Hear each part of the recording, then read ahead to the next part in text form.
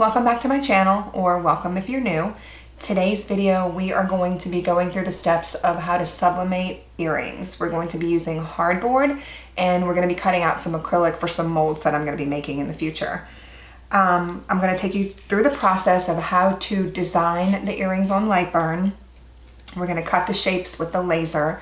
Then we're going to get our images on Silhouette Studio to be able to tape them and put them under our heat press. And we're going to be doing something like this. These are sublimated earrings on hardboard. They are basically printed on the board and then with a little hole cut for your jump ring and then made into an earring. So I design all the shapes, I cut them out, I do all of the sizing, and we are preparing for our Mardi Gras launch on the 3rd of January this year. It may get pushed back a little bit, maybe get pushed back to the weekend, but hopefully we can get all the earrings out. We also are making glitter earrings. We also have some of these cute little boots. We have these cute little bead dogs. And these are all full color prints on a hardboard. Get to focus there. So we're making all these into earrings. So stay tuned if you want to see me go step by step through the process. And if you have any questions, just leave them below in the comments. I will link everything that I'm using in this video. I keep looking down because this is where all my stuff is. But I'm gonna link everything below in the description and it should give you all the information that you need. But if you have any questions, feel free to reach out and we will just get right into the video. We just finished adding everything to Lightburn that we're going to go ahead and cut out on the laser. So let's make our way over there. I'm going to change the camera angle and we can watch the laser in action.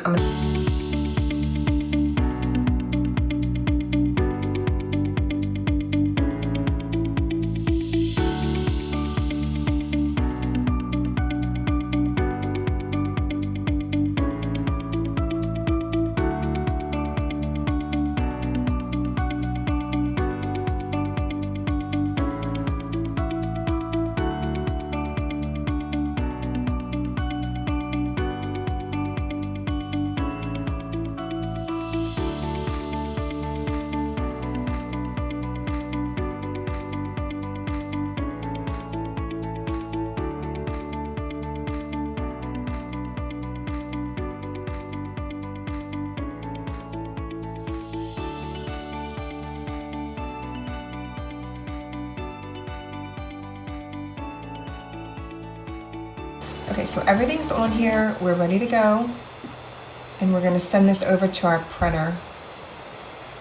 So my settings are already set. We're going to make sure the print page setup is correct. It's not, I have it on user defined, which prints up to 24 inches. So we're gonna go with regular paper, which is 8.5 by 11. Okay. And let's make sure that that said Workforce. Yes, I have the Epson Workforce 7720 that I converted to a sublimation printer. So we're gonna go ahead and print this out. My settings are already in here. Subli is sublimation, and that just means for me, I went ahead and set those settings that it's gonna print in reverse because that's what you need when you're sublimating. You need everything to print mirrored image. Okay, so let me put some paper in there and then I'll show you how it prints out. Here's my printer. It's the Epson Workforce 7720. This is a regular printer that you have to convert to sublimation if that's what you choose to do with it. You cannot use regular printer ink with sublimation paper and a heat press and expect it to come out on your blanks because it's just not going to. You have to use sublimation ink. There's tons of videos on YouTube showing you how to do it. I use A-sub paper. So in my printer, what I do is pull out tray number 1, put the paper in, and close it. Okay, then I pull out the tray. We are going to hit done. Paper's 8.5 by 11, and then we just go ahead and hit print. And let it do its thing. I do use my printer at least once a day, so we're just gonna hope that there's no smear marks from the ink. Sometimes you'll get those if you haven't printed in a while. So I'll just take a tweezers, push it down, it looks fine. starts to not print correctly, you need to go ahead and clean your print heads. And you can do all that within this control panel on your printer. A-Sub paper is my favorite paper to print on. I've used Koala.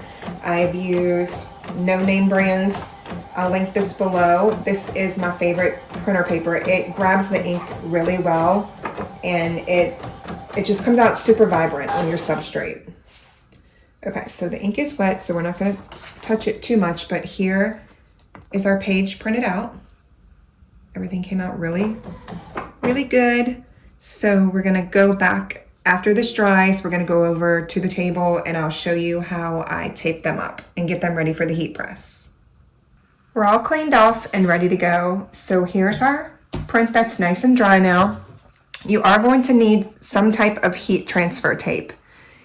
With regular sublimation, most of the time you can just lay your print on top of whatever you're doing and go ahead and press it down. But with the earrings, it tends to shift a lot. So you're going to need to tape it down. This is just regular old heat transfer tape that I got off of Amazon, which I'll link below. Anything that I use in the video, I will link below. That way it makes it easy for you to go ahead and find it if you want to try it out. Then we just take our scissors and we are going to cut our images. And I like to start with just one section at a time.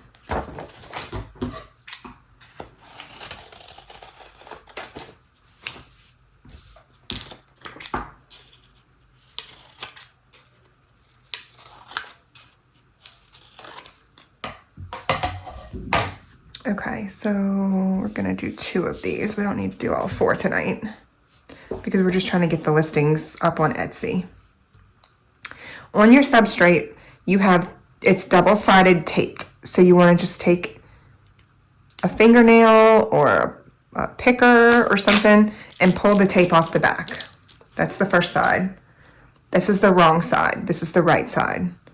So then you just do the same thing. You just take your nail, and this is why I have terrible, terrible nails.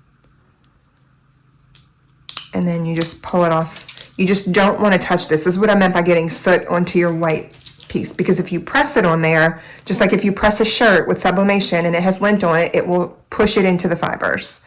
So what I do is I just put it right down on my paper, and then I pick it up, and we're going to line the edges up as best as we can. This takes a lot of looking and shifting and just really making sure that it's lined up perfectly. You don't want any overlapping or underlapping, if that's a thing. Okay, that looks good. Then you just take a piece of your tape, tape it on one side,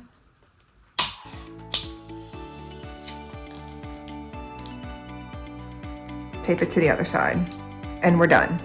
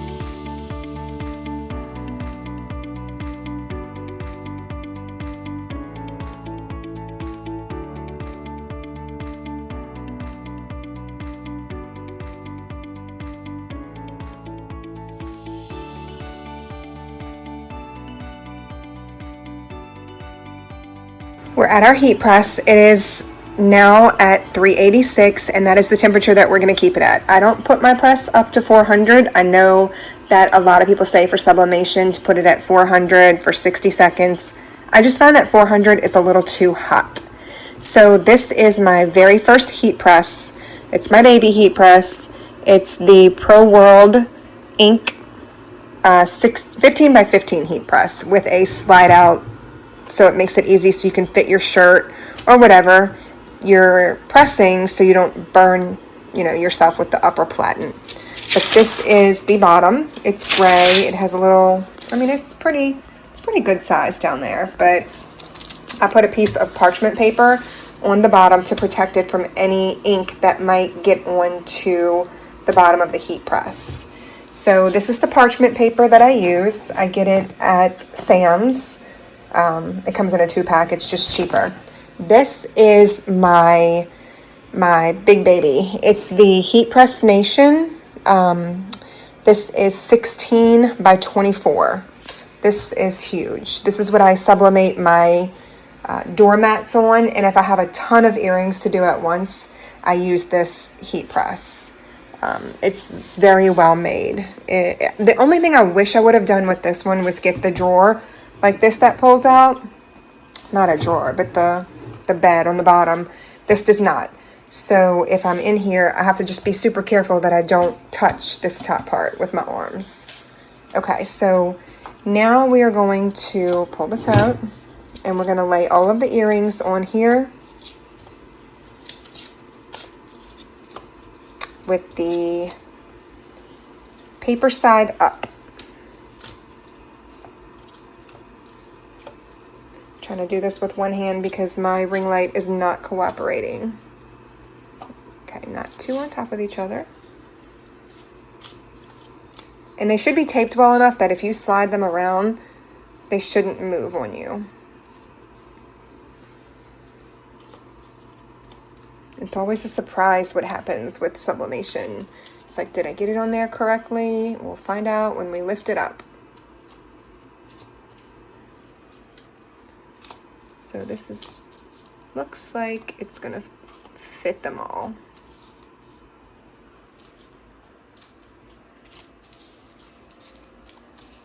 Yeah, it should be good.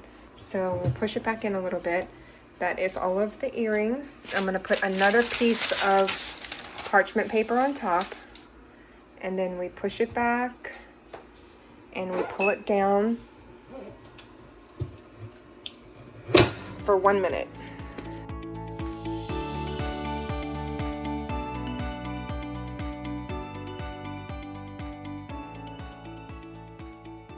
Here they are. They're all pressed. And let me see if I can set my tripod up so I can open these and I don't have to put the camera down. So we're going to cut these open and see what we got. They really don't need to cool down for too long, just long enough to where you can touch them. But look at that. So shiny.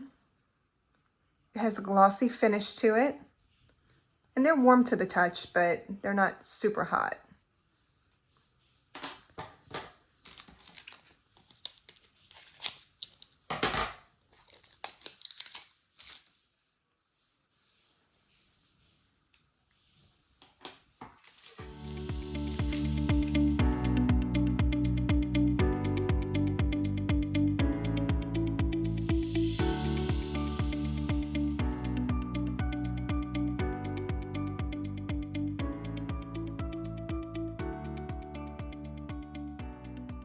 I love the way this one came out. It is the cutest.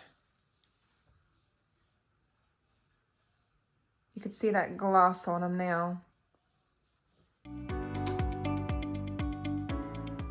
And here are the stripes. I think this is the last one that we haven't seen yet. Everything else is duplicates.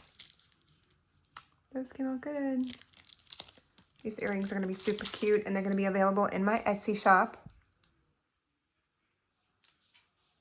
And I am starting my Shopify website, so they will also be available there as well. Okay, so now we are going to do the final step and actually put the earrings together, and I'll show you what they look like, all ready to be sold. We are back with the last stage of the game here. We are using 6mm jump rings. These are the thinner jump rings. So what we're gonna go ahead and do is just pop it open, like so. We take our earring that we've cut, pull it through there, pull it up just a little bit, and then go ahead and attach our topper to it. You want to get this as snug as you can. And there we go. That is one of our finished pieces. And there's the other one that matches. So I'll show you one more time, and then I'm going to go ahead and put all the rest of them together. Find the opening. Go ahead and twist apart. Take our piece, pop the ring through there, through the hole. Take your topper,